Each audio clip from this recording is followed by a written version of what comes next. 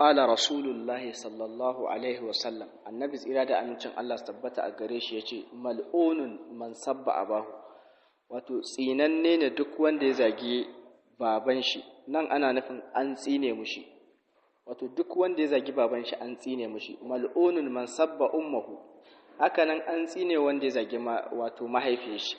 Mal'unun man dhabaha li ghairillah, an tsinewa wanda yayyanka ba don Allah ba. Mal'unun man ghayyara tuhumal ardi, an tsinewa wanda ya canza yankin ƙasa. Kana da filinka ko kare sai ka yanki wani wuri inda ba naka ba, ka dada a cikin ƙasarka wadda ka saya, to kai ma an tsine maka. Mal'unun man kama a'ma an tariqin, hakanan an tsine wanda ya kautar da makahu akan hanyar da yake ta daidai.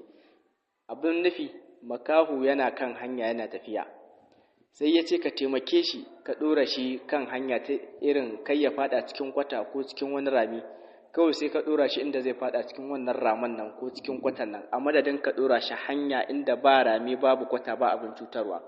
To in kawa makaho haka an tsine maka. Mal'unun man waqa ala bahima, hakanan an tsine wanda ya auka wa dabba, wato ka auka mata ka sadu da ita.